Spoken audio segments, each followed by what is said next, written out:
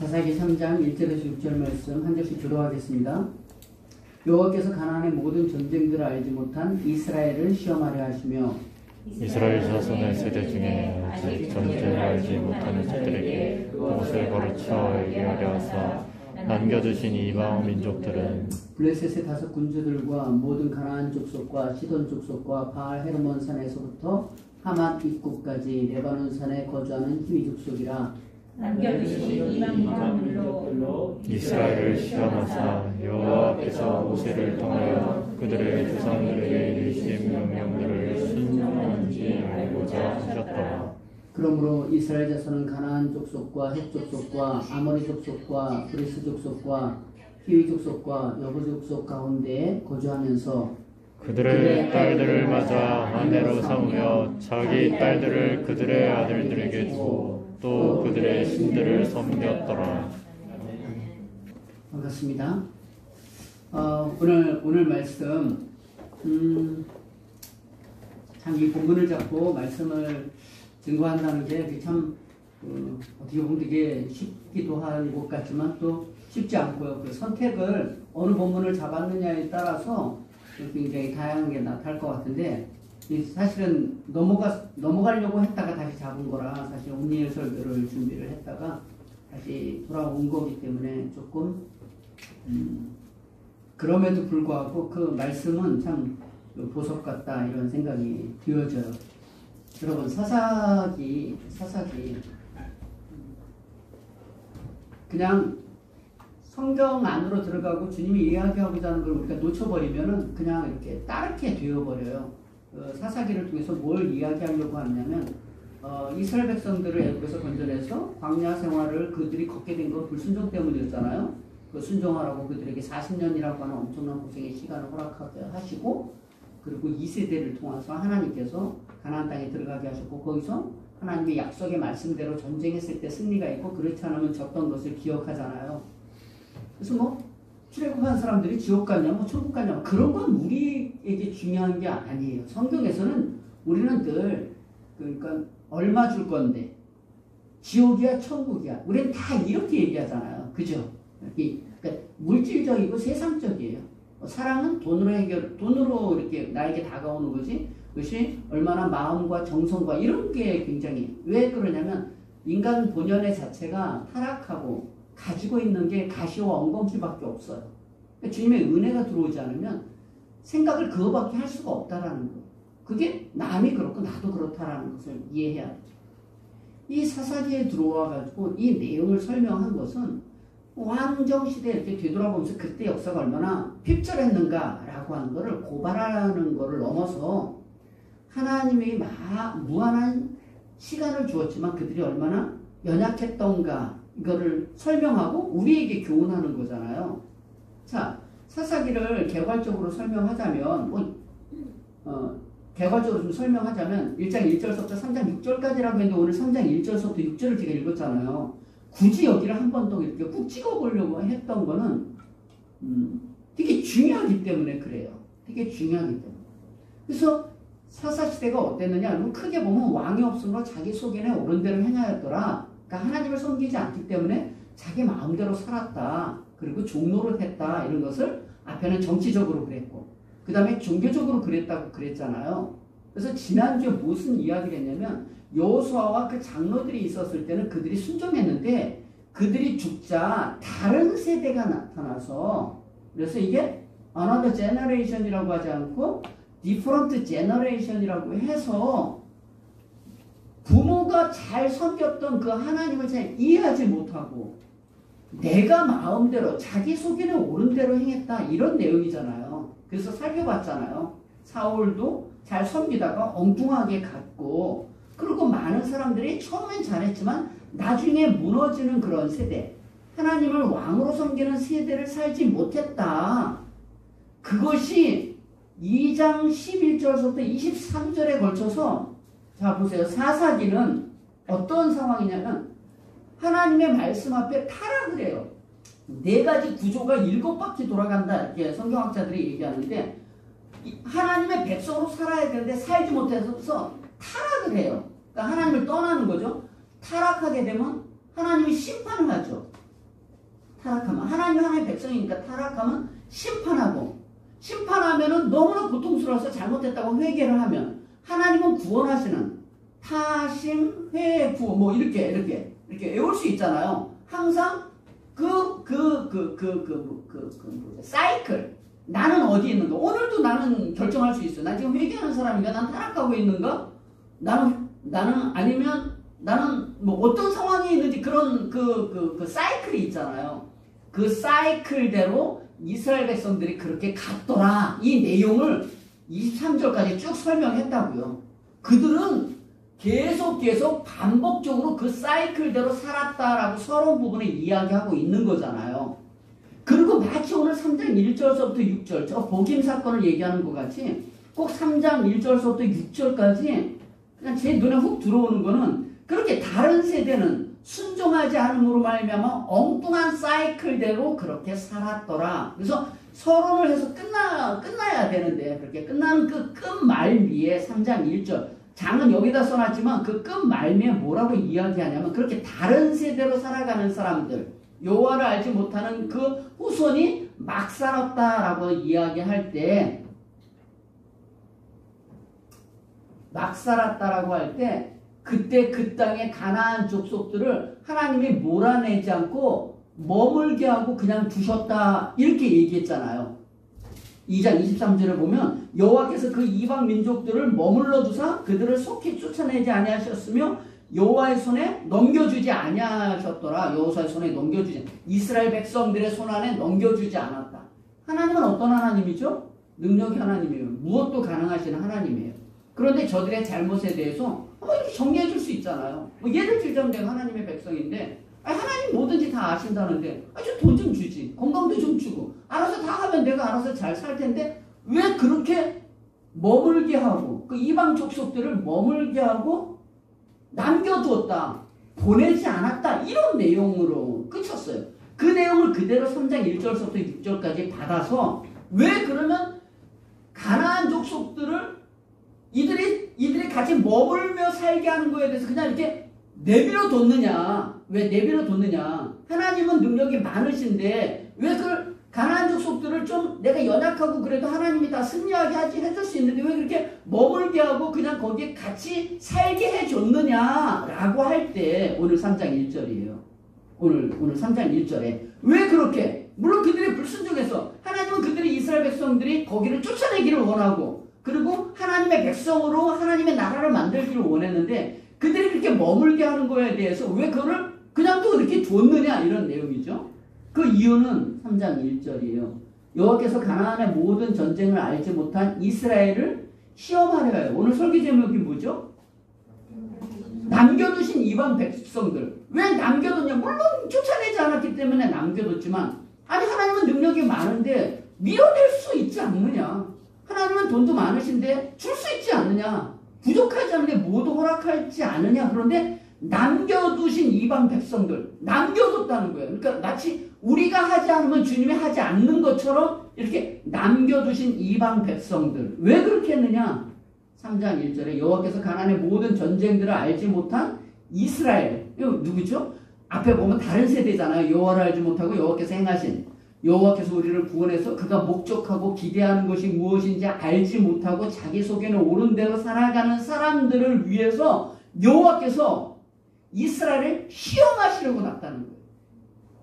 이방 백성들을 놓은 이유 그 땅에 그냥 물론 그들이 쫓아낼 힘을 다 줬지만 안 한 거에 대해서 하나님도 그냥 두신 이유는 시험하기 위해서 2절에 보면 이스라엘 자손의 세대 중에 아직 전쟁을 알지 못한 자들에게 똑같은 거잖아요. 모든 전쟁을 위해도 알지 못한 이스라엘을 시험하고 세대 중에 아직 전쟁을 경험하지 못하고 알지 못하는 자들에게 그것을 가르쳐 알게 하사 남겨두신 이방 민족들은 이러이러했다 이렇게 설명합니다. 그래서 뒤에 보면 3절 4절 보면 남겨두신 이방 백성들이요. 첫째는 블레셋 족속을 내버려 두고요. 두 번째는 가나안 7족속을 여기 6명만 썼는데요. 6족속만 썼는데요. 기르가스 족속이 빠졌는가 아마 그럴 거예요. 저기 5절에 보면 나와 있는데요. 가나안의 7족속이라고 하잖아요. 6족속을 설명한 거는 아마 출애굽기 3장 8절에 가면 하나님께서 모세를 부를 때 가시떨기 나무 가운데 불이 붙었는데 타지는 않는 그 광경에서 모세를 불러서 이스라엘 백성들을 구원해내라 이렇게 이야기했을 때 6족속이 나와요. 출애굽기 3장 8절에 보면 6족속이 나오는데 그 말씀을 순종해서 쫓아내도록 되어 있는데 쫓아내지 않은 족속에 대해서 그대로 두었다. 이런 내용이에요. 이런 내용이에요. 그러니까 남겨두신 이스라엘 백성들은 블레셋 족속이고 가나안 족속이다 이렇게 얘기하는 거예요. 순종해서 쫓겨냈으면 얼마든지 쫓겨낼 수 있는데 다 이유가 있잖아요. 철병거가 있고 그리고 그들이 강제적으로 같이 살려고 하고 나중엔 자기들도 걔네들을 데리고 자기의 필요를 채우기 위해서 그냥 두었다 이런 내용이었잖아요. 그죠? 그런 내용들 속에 쫓아내지 못했다는 거죠. 주님은 왜 걔네들을 쫓아내지 않았느냐? 시험하고 가르쳐 알게 하기 위한 목적으로 두었다는 거예요. 결국 이 사건은 어떻게 되느냐면 6절 우리 같이 한번 오늘 보면 6절 같이 읽어볼까요? 이 사건은 시작. 그의 딸들을 맞아 아내로 삼으며 자기 딸들을 그들의 아들에게 주고 또 그들의 신들을 섬겼더라. 아멘. 주님의 목적은 뭐죠?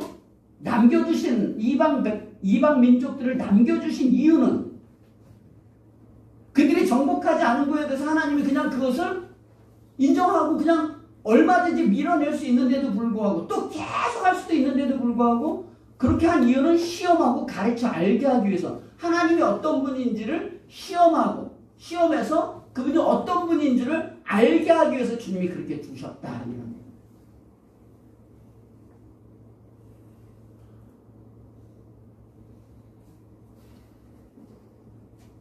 자, 오늘 남겨두신 이방 민족들을 거기다 줬다는 거예요. 가나안 땅에 그냥 계속 줬다는 거예요. 그들이 밀어내지 않으니까 줬다는 거예요.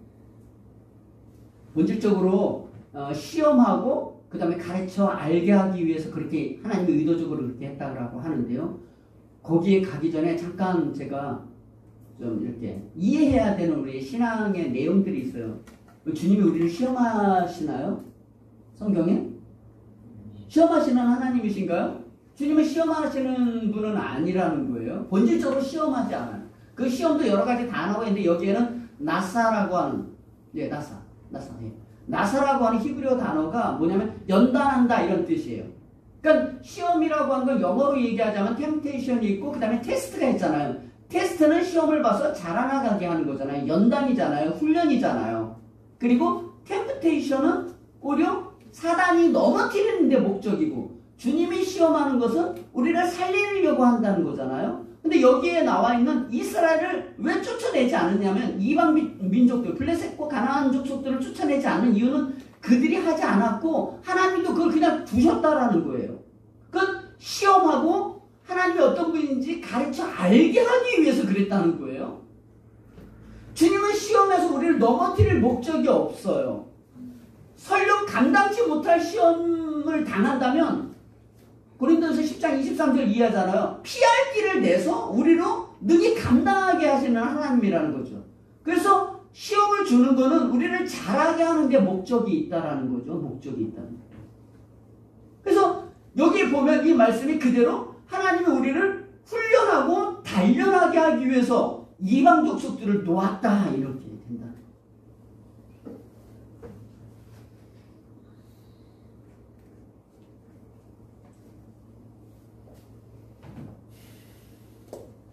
간단하게 제가 이 본문을 잠깐 이렇게 묶어 놓고요. 제가 하고 싶은 이야기가 있어요. 요거는 잠깐 묶어 놓을게요. 오늘 본문 좀 이따 해석할게요. 하나님이 우리를 불러서 이스라엘 백성을 불렀다라고 하는 거는 제사장 나라와 거룩한 백성으로 하나님의 자녀 삼으려고 불렀죠. 그죠? 실력이 있어서가 아니라 실력이 없는 사람을 불렀고 하나님의 간섭과 하나님의 일하심으로 우리를 세웠다라고 하는 측면에서 저와 여러분들이 혹시 교회 나와 있습니까? 혹시 예수님의 말씀을 듣지 않은 마음에 좀 찔림이 있습니까? 혹시 설교를 듣는데 예수님 말씀이 내 귀에 들려집니까? 그것 자체가 복을 받은 거예요. 아무나 잘 안 들려요. 교회 아무나 오지 않아요. 그냥 이거는 불평을 하고 짜증을 내도 이건 자식이라는 그런 은혜가 있는 거고요. 그건 주님의 전적인 은혜예요. 근데 이 부르신 하나님이 이스라엘 백성을 부르고 우리를 불렀다라고 하는 것은 굉장한 영광이고요. 그 불렀을 때는 주님께서 어떤 목적이 있어요. 목적이 그냥 천국 가고 잘 먹고 잘 사는 게 아니라 하나님은 우리를 만들고 싶어 하세요. 이 만들고 싶어 하시는 그 목적을 이루는 것이 우리의 인생이라는 것을 꼭 기억하셔야 돼요. 주님을 내가 믿고 뭘 내 목적을 이루는데 땡기는 게 아니라 주님이 우리를 불러서 우리를 만들고 싶어 하신다. 5월 18일. 5월 18일만 되면은 또 4월 16일만 되면 각자 그런 어떤 역사적인 환경 때문에 자기가 기억하는 어떤 일들이 있잖아요. 다른 건 다 지나가고 제가 5월 18일 날 윤지 결혼식에 주례를 했는 줄은 오늘 알았어요. 그때는 알았는데 저는 잊어버리죠.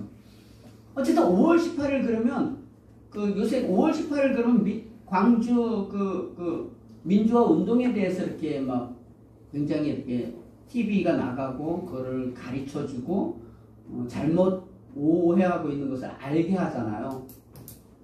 저는 그때가 고등학교 1학년인데 그 이후에 많은 그 민주화 운동이라고 하는 그 역사 80년서부터 계속 진행되어지는 거의 뭐 80년대 전체를 잘 몰랐어요. 저는 왜 몰랐느냐면 공장을 다녔고 돈 버는 거밖에 잘 못했어요. 그냥 아침에 나가서 저녁 10시, 11시, 12시에 들어왔어요. 그냥. 한 게 없어요. 제 또래들은 막 운동을 하고, 친구들이 중학교 옆에 막 다녔기 때문에 운동하고, 제가 신학교 갔을 때 알고 있었던 그 친구가 매물도에 찾아와가지고 나는 성규야, 나는 주님에게 가려고 해. 그랬을 때 자기는 한라에서 백두까지 태극기를 꽂으며 그러면서 노래를 했어요. 저는 그 친구가 무슨 이야기를 하는지 잘 몰랐다니까요. 몰랐어요. 오히려 요새 이렇게, 오히려 더 구체적이 아는 거는 지금 방송이 더 오픈되면서 더 자세하게 알게 되는 거죠. 예전에 화려한 휴가라는 어떤 영화도 보면서 그때 처음으로 좀 놀랐어요. 그 영화를 보면서 그냥 그랬구나. 그런데 요새 이렇게 TV에 잠깐 나오는 광고가 어떤 내용이냐면 그 민주화, 인간의 존엄성을 드러내기 위해서 목숨 건 사람들이 있었다는 거예요. 이 나라에 있었다는 거예요. 역사적으로 엄청나게 또 많이 있었겠죠. 역사적으로 보면. 과연 내가 그 시간에 그 상황에 있었을 때 내가 거기 있을 수 있었을까? 내가 만일에 돌을 던지는 그 현장이라면 나는 그 전면에 나갈 수 있었을까? 총이 날라오는 곳에 내가 민주화를 외칠 수 있었을까? 좀 자신 없어요.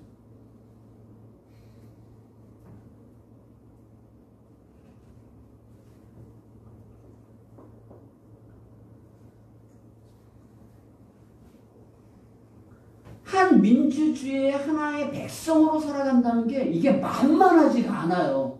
그러면 그 사람들은 아무 때고 그 자리에 있으면 난 할 수 있었겠느냐 이렇게 인터뷰 같은 거 하잖아요. 제가 왜 그렇게 했는지 정말 모르겠어요.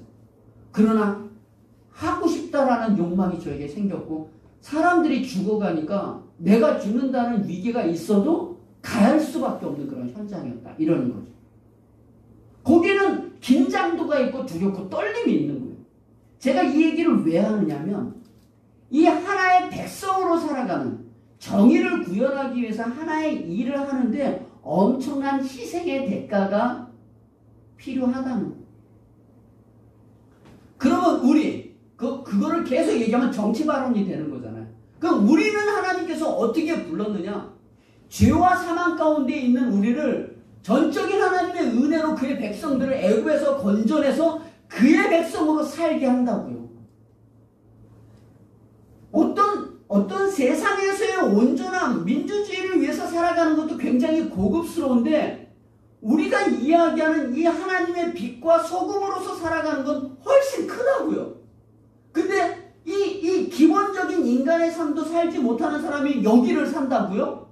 말도 안 되는 거예요. 말도 안 돼. 갭이 있어요. 이 갭 속에 뭐가 들어와야 되느냐면 이 갭 속에 뭐가 들어와야 나는 할 수 있다라고 하는 것이 아니라 하나님이 우리를 엄청난 자리로 불렀구나. 내가 한다라는 게 아니라 나를 엄청난 자리로 불렀다라는 것을 알아야 돼. 이거는 영광스러운 거예요.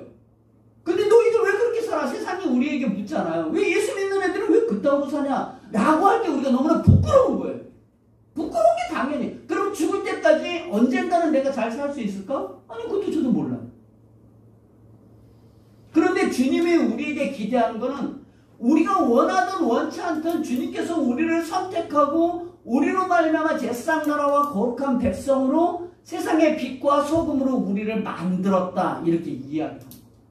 이 안에 뭐가 있느냐면 이 하나님의 부르심과 우리의 삶의 이 괴리 안에 뭐가 있느냐면 우리의 아픔이 있어요. 우리의 연약함이 있다고요. 그래서 신약으로 돌아오면 신약으로 잠깐 설명하면 하나님의 나라에 들어오는 사람은 자기를 부인하고 자기 십자가를 져야 되고요. 자기 힘으로는 안 돼요. 어린아이와 같이 들어오지 않으면 갈 수 없는 길이라는 것을 아셔야 돼요.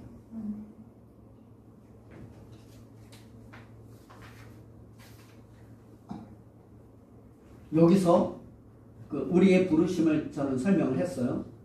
여기도 세상의 것도 아무나 할 수 없는 사람, 정말 깨어있는 사람, 그 용기로 되지 않는 정말 엄청난 헌신이 필요한데 우리는 주님의 은혜로 말미암아 들어왔다라는 것을 일단 인지를 하셔야 돼요.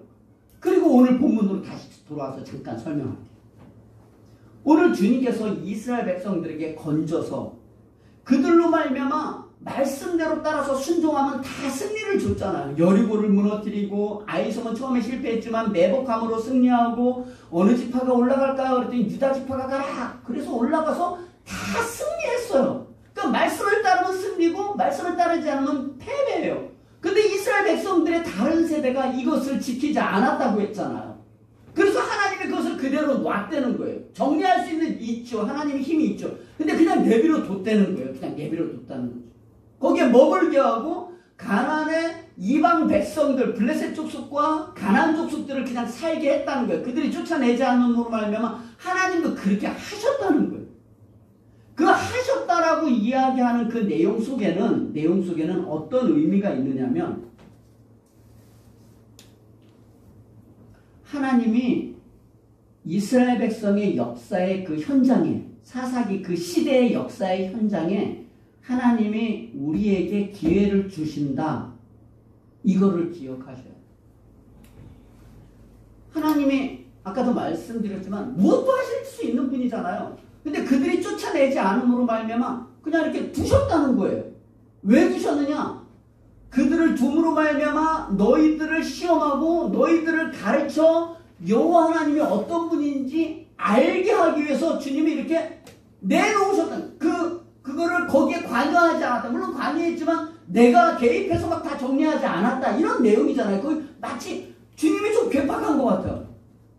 괴팍한 것 같아요. 힘이 있으면은 야 내가 정리해줄게 너희들 잘 살아. 그리고 한번 다 쓸어주고 살아. 그리고 또 쓸어주고 살아. 이렇게 하면 나는 좋잖아요. 내가 이 세상을 살아나가는데 내가 필요한 거 내가 구하거나 기도하지 않아도 하나님이 더 잘하실 텐데 그럼 왜 자꾸 기도하게 하시고 왜 하나님이 알아서 자꾸 해주면 내가 교회도 열심히 나오고 헌신도 하고 봉사도 할 텐데 왜 안 해주시나요? 꼭 왜 안 해주시는 요 사건이 우리의 인생이라는 거예요. 우리의 인생이라는 거예요. 그렇게 안 해주시는 그 사건의 인생 속에 하나님은 하나님을 담고요. 우리의 존재의 역할을 담는 거예요. 그 안에. 그 안에. 여러분 하나님이 사랑이 많으시잖아요. 사랑이 많으시잖아요. 그 사랑은 어떤 사랑일까요? 어떤 사랑일까요? 그 사랑.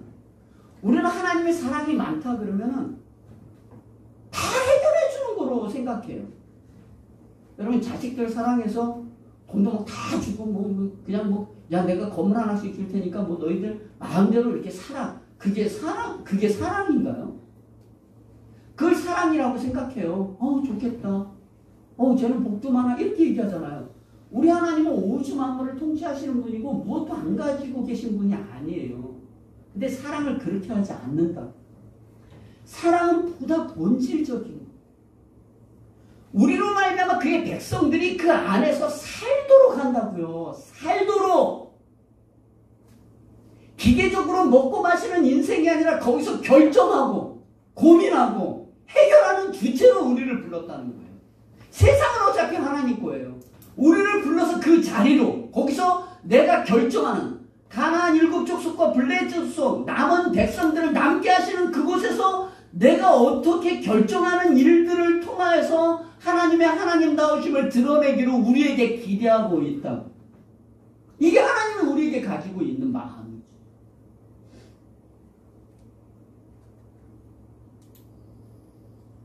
물론 엄청나게 급할 때는 하나님이 개입하십니다.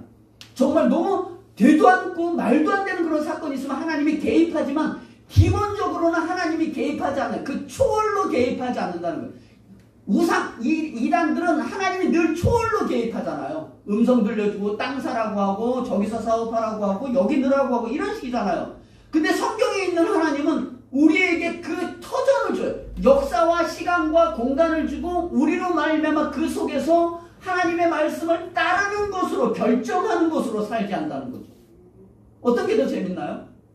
여러분 어떤 게 재밌어요? 하나님 다 주고 돈도 주고 뭐 이렇게 다 그 다음에 뭐 하실 거예요? 그 다음에 뭐 하실 거예요? 그렇게 하지 않는다는 거예요. 그래서 이 본문 안에서 하나님의 사랑을 우리는 경험해야 되고요. 우리가 무엇을 해야 되는 존재인지를 우리는 확인해야 돼요. 이게 역사예요. 누가복음 15장 갈까요? 누가복음 15장. 누가복음 15장.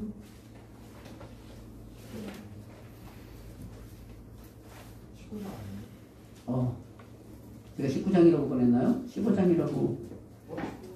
자, 누가복음 15장이요. 누가복음 15장 17절부터 19절 말씀입니다. 누가복음 15장. 자, 성경들 좀 피세요. 조금만 피세요. 이거 지워주세요. 누가복음 15장 15절서부터 19절 말씀이에요. 다 너무나 잘 아는 내용이에요. 그냥 우리가 아는 것처럼 탕자의 비유예요. 그 중에서 17절, 18절만 읽겠습니다. 같이 봉독합니다. 시작. 이에 스스로 돌이켜 이르되 내 아버지에게는 양식이 풍족한 품꾼이 얼마나 많은가. 나는 여기서 줄여 죽는구나. 내가 일어나 아버지께 가서 이르기를 아버지 내가 하늘과 아버지께 죄를 지었사오니. 그리고 제가 19절 앞에만 읽을게요. 지금부터는 아버지의 아들이라 일컬음을 감당하지 못하겠나이다. 나를 품꾼의 하나로 보소서 하리라 하고. 자, 제가 이 말씀을 왜 인용했느냐면요. 탕자의 비유 잘 알죠? 누가복음 15장 탕자의 비유가 어떤 내용이냐면 두 아들이 있는데 둘째 아들이 자기의 유업을 달라고 하고 다른 나라에 가서 호랑방탕하게 다 쓰고 돌아오는 거잖아요. 호랑방탕하게 다 쓰고 돌아오고 지금 고백하는 거거든요. 사실 둘째 아들이 이 아버지에게 재산을 달라고 이야기하는 건 아버지를 그러니까 뭐랄까요? 돌아가신 다음에 상속을 받아야 되는데 먼저 달라고 하는 건 아버지를 아버지로 인정하지 않은 거예요. 그러니까 돈 내놔라 이렇게 되는 거죠. 그래서 그걸 가지고 외국에 가서 다 호랑방탕하게 다 쓰고 나중에 거기 흉년이 들렸고 나중에는 그 어떤 집에 가가지고 일을 하는데 돼지를 치는 일을 하다가 돼지들이 먹는 쥐업 열매도 먹을 게 없어서 거기서 한탄하는 내용이잖아요. 거기서 한탄하는 내용이에요. 거기서 뭐라고 이 둘째 아들이 얘기를 하느냐면 크게 흉년이 들어 그가 비로소 궁핍한지라 그가 가서 그 나라 백성 중 한 사람에게 붙여서 돼지를 쳤고 쥐업 열매를 먹었는데 뭐라고 얘기하냐면 내 아버지에게는 양식이 풍족한 품꾼 내 아버지에게는 그가 거기서 엎드려서 내 아버지에게는 양식이 풍족한 품꾼이 얼마나 많은가 나는 여기서 줄여 죽는구나 이렇게 얘기를 하는 그가 고백한 게 뭐냐면 내가 이렇게 고생하고 보니까 아버지 집에는 품꾼들도 풍성하게 먹는구나. 내가 하나님과 아버지 앞에 죄를 지었다. 내가 거기 돌아가야 되겠다라고 하고 돌아오는 거잖아요. 나중에 돌아왔을 때 어떻게 하죠? 주님께서 막 그 상고가 굉장히 먼데도 달려가가지고 와가지고 신발과 의복과 가락지를 끼우는 그런 일들을 하잖아요. 이게 무슨 이야기를 하고자 하느냐면 그냥 하나님이 사랑이 많다, 하나님이 기다리시는 하나님이다, 뭐 그렇게 충분히 주제로 설명할 수도 있는데 그가 재산을 달라고 간다라고 이야기할 때 아버지가 준다는 거예요. 왜 줘요? 마치 하나님으로 대변되어지는 우리가 하고 싶어하는 것에 대해서 하나님은 이렇게 열어놓는다는 거예요. 열어놓는다는 거예요. 하나님이 우리가 이 세상을 살아가는데 내가 마음대로 막 사는데 하나님께서 너 일로 와서 막 때리고 뭐 잘못할 때마다 병 주고 뭐 잘못할 때마다 사업을 망하게 하고 그렇게 하나요? 그렇게 하지 않아요. 굉장히 급할 땐 그럴 수 있어요. 해도 안 되고 말도 안 됐을 때는 하나님은 급작스럽게 어떤 그런 해결책을 쓰기는 하지만 하나님은 일반적으로 그렇게 하지 않는다는 거예요. 왜 그렇게 하지 않느냐면 하나님은 우리 스스로 사랑이라는 게 그렇습니다. 사랑이라는 거는 강제가 아니에요. 힘이 아니에요. 그 대상이 스스로 자발적으로 나에게 하나님 아버지밖에 없습니다라고 하는 스스로의 자발적인 동기로 주님 앞에 돌아오기를 기대한다는 거죠. 이게 탕자 비유의 큰 내용이에요. 재산 달라고 때 안 줄 수 있잖아요. 그리고 오면 또 혼낼 수도 있잖아요. 근데 여기에서 등장하는 하나님은 어떤 하나님이냐면 우리 스스로 도망가는 것을 허용하고 거기에서 스스로 자발적으로 나에게 하나님밖에 없습니다라는 고백을 들고 오는 데까지 주님은 기다리신다는 거예요. 그게 사사기예요. 그게 우리의 인생이에요. 여러분 우리는 인생을 살면서 예수님을 믿으면서 하나님을 믿으면서 무슨 생각을 하냐면 이런 생각을 해요. 예수님 믿는 게 힘들어요. 그리고 예수님은 왜 믿느냐면 천국 가려고 믿어요. 그게 잘못됐다는 게 아닌데 단지 천국 가려고 믿어요. 그리고 예수님을 믿으면서 뭘 얘기하느냐면 매일 기도하면서 하나님 돈을 주세요. 하나님 병 고쳐주세요. 하나님 뭐 해주세요라는 모든 것들로 나열하고 하나님이 인격적으로 우리에게 뭘 기대하고 요구하는지를 알지 못해서 하나님과 관계가 다 기계적이라는 거예요. 생명력이 없다는 거예요. 왜 탕자가 벗어나서 나가는 것을 하나님이 관여하지 않고 그걸 다 허락하고 그 시간과 공간을 왜 주느냐? 시험하고 가르쳐 여호와 하나님이 어떤 분이신지 우리로 말하면 알게 하기 위해서 한다.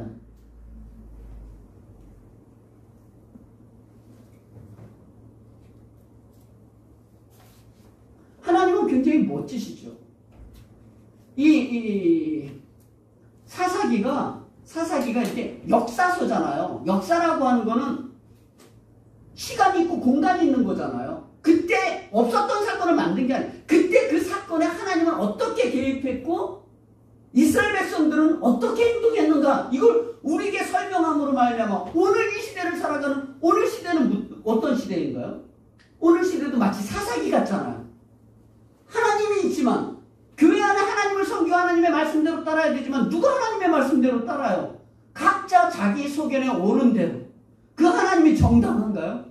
그 하나님이 정말 우리에게 시간과 공간과 역사와 환경을 줘서 거기서 우리로 말미암아 어떻게 반응하는가를 우리로 말미암아 펼쳐놨다는 것을 이해하시나요? 그 때로는 돈을 안 줄 수 있어요. 건강을 안 줄 수도 있어요. 때로 내 마음대로 되지 않는 일들이 너무 많죠. 만일에 우리가 요구하고 우리가 기도하는 대로 다 된다면 아마 이 지구는 없어졌을걸요.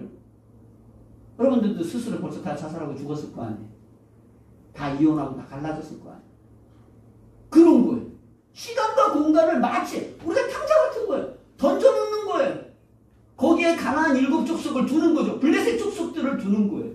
남겨진 사람들을 그냥 두어서 거기서 너희들로 말미암아 하나님이 어떤 분이신지를 드러내게 한다는 거죠. 영광이라고 하는 거예요. 예수 믿는 사람의 영광은 거기에 있는 거예요. 거기서 내가 결정할 수 있도록 우리의 결정자로 줬다는 게 결정자. 교회를 갈 수도 있고 안 갈 수도 있어요. 내가 헌신할 수도 있고 안 할 수도 있어요. 주님 앞에 간구할 수도 있고 안 간구할 수도 있어요. 간구하는데 세상 것들을 간구하는지 하나님의 나라와 의를 간구하는지 우리는 얼마든지 하나님은 시공간을 주고 우리에게 펼치는 거죠.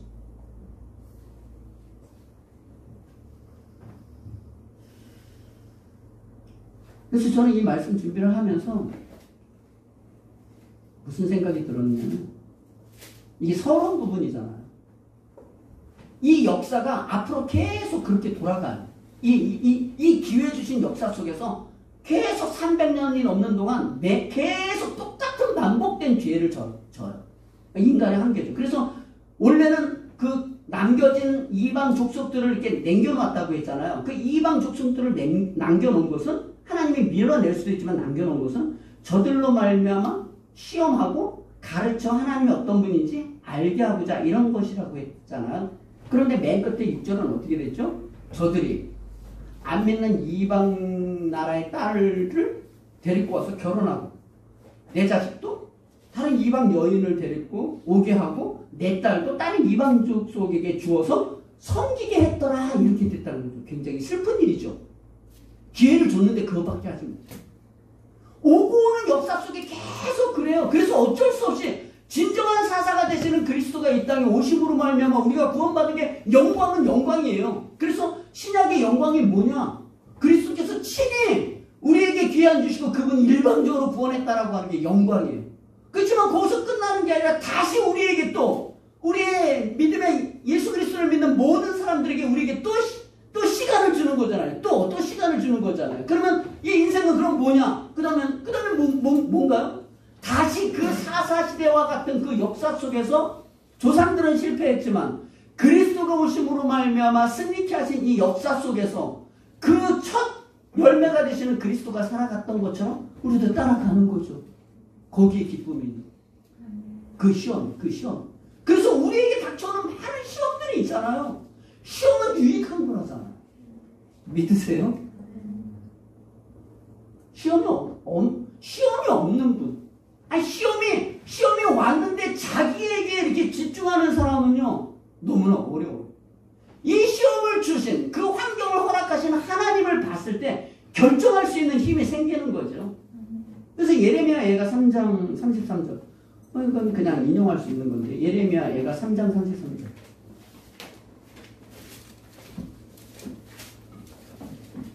우리 함께 공독해 주실래요? 같이요? 시작. 주께서 인생으로 고생하시게 하시며 근심하게 하심은 본심이 아니시로다. 아멘. 우리 인생에 고난과 질고가 있겠어요, 없겠어요? 당연히 두시는 거예요. 당연히 남겨둔 백성들이 있는 거예요. 우리를 훈련시키고자 하고자 하는 어떤 일들이 얼마든지 있다는 거죠. 그거를 슬퍼하면 안 돼요. 로마서 5장 1절부터 3절 오히려 환난을 즐거워하고 자랑하라고 하잖아요. 어떤 환난이 없이 어떻게 하나님의 사람이 되느냐고요. 어떻게 고난과 환난을 뛰어넘지 않고 어떻게 민주주의로 가느냐고요. 세상에서 살아가는 민주주의가 최고는 아니잖아요. 민주주의도 사람이 얼마나 많으냐에 따라서 승패가 갈리는 거잖아요. 인간이 가지고 있는 것도 그거 하나 하려고도 목숨을 거는데 하나님의 영원한 나라를 만들어 나가는데 이 싸움은 이루 말할 수 없어요. 그래서 우리가 안 되기 때문에 주님이 이 땅에 오셔서 죽으셨다니까요. 그리고 이 싸움, 이 승리된 싸움에서 다시 한번 하라고 우리에게 기회 주는 거예요. 그래서 우리의 영광은 사는 게 아니라니까요. 그냥 우리의 늘 소망이 그거잖아요. 정말 눌리지 않을 만큼만 주세요. 그렇잖아요. 200만. 아주 겸손한 사람 100만 원 달라고 그래요. 그 100만 원 주면 200달라고 그래요. 200하면 또 300달라고 그래요. 이스라엘 백성의 40년 광야를 통해서 주님이 가르쳐 준 게 있어요. 힘들죠. 그러나 메추라기, 만나, 물, 불기둥과 구름기둥이 40년 동안 한 번도 의복이 헤어진 적이 없이 신발이 날아가는 일이 없이 주님께서 지켰다라고 하는 것이 성경의 지적이고요. 저도 벌써 40세가 넘었는데 많은 어려움이 있었죠. 많은 어려움이 있었죠. 그렇지만 그 어떤 순간도 하나님이 한 번도 안 주신 적은 없어요.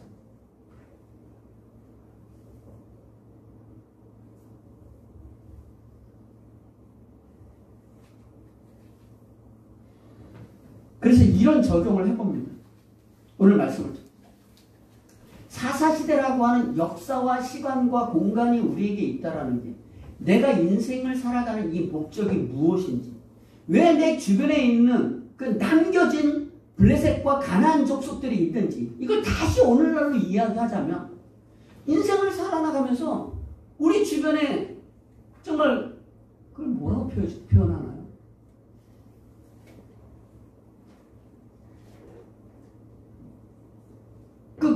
좀 표현이 좀 그런데 좀 거지 같은 사람들이 늘 내 주변에 있지 않습니까? 정말 거지 같은 사람들이 있어요. 말하고 싶지도 않은. 살다 보면 가시 같은 인생들이 또 있어요. 그걸 왜 두셨을까요? 왜? 우리로 말미암아 극복하게 하는 거예요. 그거는 살게 하고자 하는 거라니까요.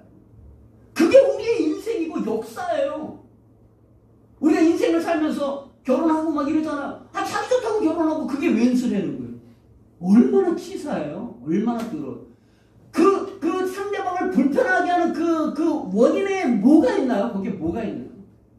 거기 돈 내지는 자존심이에요. 내 생각과는 좀 다르다는 거예요. 하나님은 계속 줘요.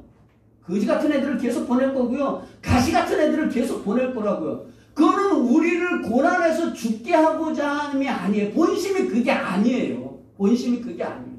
하나님을 쉽게 보시면 안 돼요. 무엇도 가능하신 분이에요. 그분은 저 멀리 떨어져 있지 않아요. 가까이 있고 우리 마음에 있고 아니 우리 안에 내주하고 있어요. 내주하고 있어요. 그래서 우리는 이런 인생을 살도록 여러분 스스로 결정하셔야 돼요. 야, 이 역사와 시간과 공간은 영광이구나. 내가 여기에서 연약하죠. 그래서 연약하기 때문에 어떻게 해야 된다고요? 자기를 부인해야 돼요. 자기 십자가를 지고요. 어린아이와 같지 않으면 안 돼요. 이미 자기가 어른이 된 사람은요. 결정을 해버리죠. 그냥 끝까지 어린아이와 같이 하나님의 말씀대로 예, 아니요를 끊임없이 순종하는 사람으로 살아가는 것으로만이 우리의 우리됨이 드러난다는 것을 기억하시길 원해요. 네.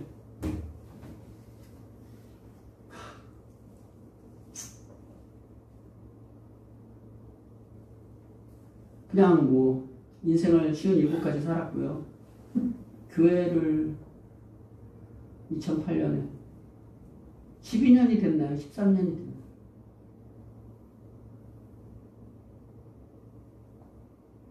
어느 한순간도 살만하다 한 적이 없었어요.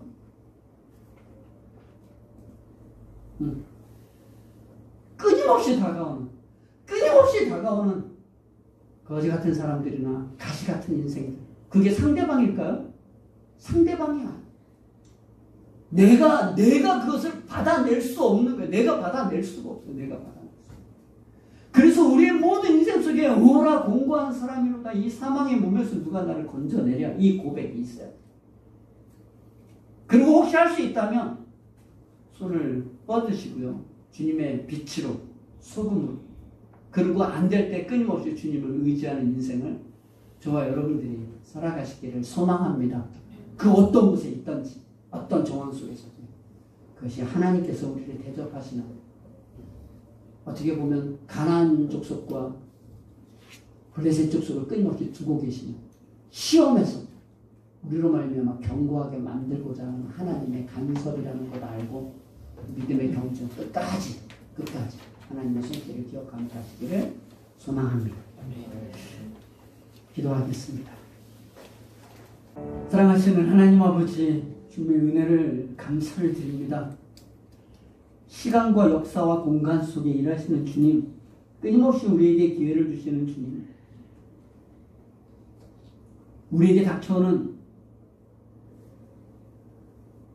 여러 이해할 수 없는 어떤 사건과 일들, 가시와 같은 이웃들, 거지와 같은 그런 상황들, 그것이 우리를 해치려고 하는 것이 아니라 우리로 말미암아 마치 주님께서 아무 생명 없는 이 땅에 오셔서 온 인류를 구원하시고 우리에게 명령한 하나님의 백성으로 살으라고 하는 그 명령한 자리라는 것을 알게 하여 주셔서 참 쉽지 않고 어려운 길이지만 주님과 동행하며 주의 길을 갈 수 있도록 은혜 도와여 주시옵소서. 그리하여서 마치 사사시대에 저들이 이방 여인과 결혼하며 우상을 섬기며 저들을 섬기는 인생이 아니라 오직 주님 한 분을 섬길 수 있는 믿음의 백성들 공동체 되게 하여 주시옵소서. 감사드리며 우리 주 예수 그리스도의 이름으로 기도하옵나이다. 아멘.